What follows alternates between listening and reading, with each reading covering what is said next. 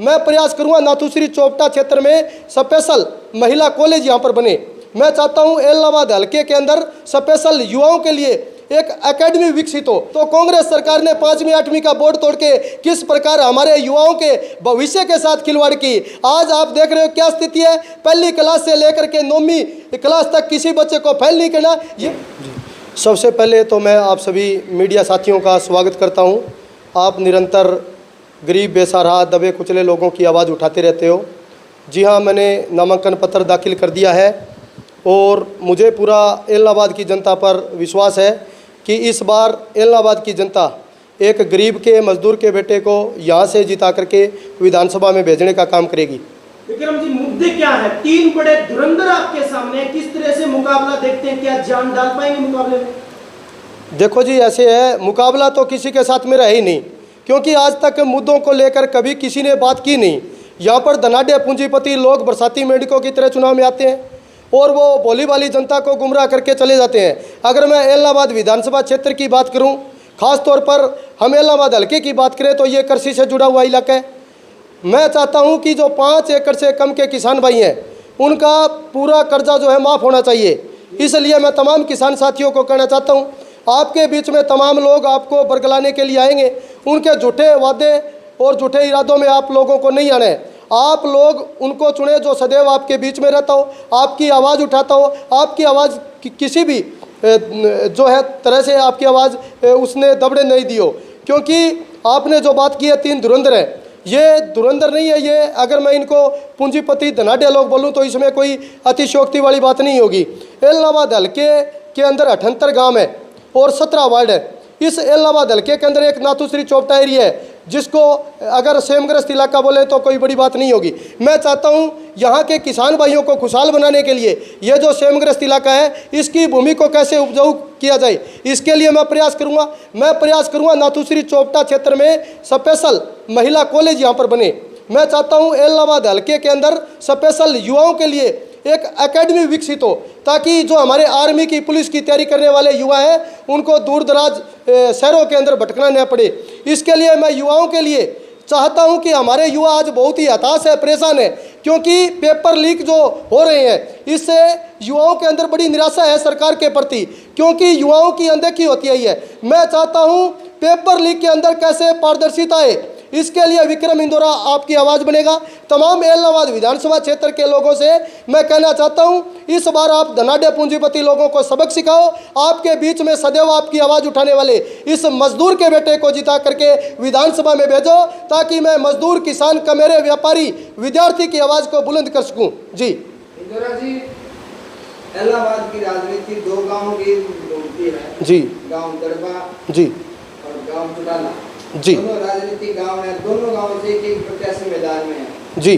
प्रत्याशियों के बारे में क्या विचार रखते हैं आप, जो आपके सामने चुनाव लड़ रहे हैं, उनके बारे में क्या कुछ जनता को बताना चाहेंगे? मैं जनता को बता देना चाहता हूं, जैसे मैंने पहले भी आपको बताई है कि यहाँ पर धनाढ़ पूंजीपति चुनाव लड़ते हैं। और आपने जो सवाल किया साहन साहब, आपने बढ़िया सवाल किया। आज आपने देखा अभय सिंह चौटाला ने जब आंदोलन चरम सीमा पर था, किसान आंदोलन, उस समय इस्तीफा दिया था, और आज अभय सिंह चौटाला ने उन लोगों के साथ समझौता किया है जो किसानों को काली भेंट बोलते थे।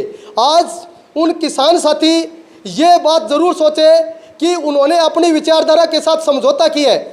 इस बात में कोई दोहराई नहीं है कि उन्होंने उस विचारधारा को, जो जननायक ताऊ देवीलाल ने जो पौधा लगाया था, उस विचारधारा को उन कांडा बंधुओं के गिरवी रख दिया। इसलिए तमाम किसान साथियों को मैं कहना चाहता हूं, ये जो लोग हैं ये सिर्फ अपना निजी स्वार्थ की पूर्ति के लिए आपके बीच में आएंगे, लेकिन इस बार इन लोगों के बहकावे में नहीं आना है, क्योंकि आपका अपना बीच में रहने वाला मजदूर के बेटे ने जब किसान आंदोलन चला था लगातार आपके बीच में रहा था, चाहे वो दिल्ली में टिकरी बॉर्डर हो, कुंडली बॉर्डर हो, हमेशा आपके साथ कंधे से कंधा मिला करके साथ दिया था। और आगे भी आपको भरोसा दिलाता हूँ कि आपकी आवाज़ को किसी भी हालात में दबने नहीं दूंगा। ये बच्चिंग मेंढवाल के बारे में क्या कुछ कहते हैं? आपने अभय सिंह चौटाला के बारे में बताया है, तो बार-बार इन पे आरोप लगते रहे हैं। दरबा गांव की बात करें तो पानी चोरी का मामला है, नशे की मामला है। नहीं सतवीर जी, ये आपने ठीक क्वेश्चन किया है। अगर बरसिंह की बात करें, बरसिंह कांग्रेस पार्टी की ओर से कैंडिडेट है, और कांग्रेस पार्टी ने किस तरीके से युवाओं के साथ एक धोखा किया है। जब हरियाणा प्रदेश के अंदर कांग्रेस की सरकार थी तो कांग्रेस सरकार ने 5वीं 8वीं का बोर्ड तोड़ के किस प्रकार हमारे युवाओं के भविष्य के साथ खिलवाड़ की। आज आप देख रहे हो क्या स्थिति है, पहली क्लास से लेकर के 9वीं क्लास तक किसी बच्चे को फेल नहीं करना, ये पॉलिसी किसने बनाई? ये कांग्रेस सरकार की देन है। अगर 5वीं 8वीं का बोर्ड होता तो मैं चाहता हूं कि निश्चित तौर पर युवाओं का, बच्चों का भविष्य जो है उज्जवल होता, लेकिन कांग्रेस सरकार ने बच्चों के पैर पे कुल्हाड़ी मारने का काम किया है। चाहे वो कांग्रेस की सरकार रही, चाहे भाजपा की सरकार रही। मैं तो ये कहता हूं कांग्रेस सांपनाथ है, भाजपा नागनाथ है। ये दोनों पार्टी हमारे किसान मजदूर के बेटों के ऊपर डंक मारने वाली है। इन दोनों पार्टियों को नकार कर आपके बीच में सदैव आपकी लड़ाई लड़ने वाले उस युवा को चुने जिसने चाहे बात मजदूर की आई हो है, किसान की आई हो है, हर वक्त आपके साथ रहा हो।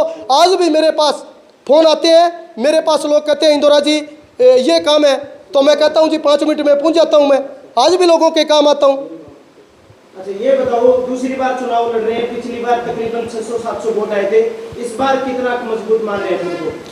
सुदेश जी, पिछली दफा आपने देखा कि किस प्रकार मुकाबला था, क्योंकि बार बार जो मैं शब्दों का उपयोग कर रहा हूं, मेरा उद्देश्य इलाहाबाद हल्के की जनता को जागरूक करना है कि यहाँ पर ये जो तमाम लोग किसानों के ऊपर, मजदूरों के नाम पर ये जो राजनीति चमकाने आते हैं, इनको आप सबक सिखाएं, क्योंकि ये लोग धनबल के नाम पर ये खरीद फरोख्त करके आपका वोट हथियाना चाहते हैं। लेकिन मैं इलाहाबाद हल्के की तमाम जनता से अपील करना चाहता हूं कि आपके पास एक बहुत बड़ी ताकत है जिसका नाम है वोट की ताकत। आप वोट की ताकत का सदुपयोग करो, क्योंकि हर बार क्या है, ये लोग बरसाती मेंढकों की तरह आते हैं, लेकिन एक जो गरीब का बेटा है, मजदूर का बेटा है, जो आपकी भावनाओं की कदर करता है, आपकी बात को समझता है, आपके बीच में रहता है, और इन लोगों को आपके काम से कोई सरोकार नहीं है, क्योंकि ये जीतने के बाद में कभी आते ही नहीं है।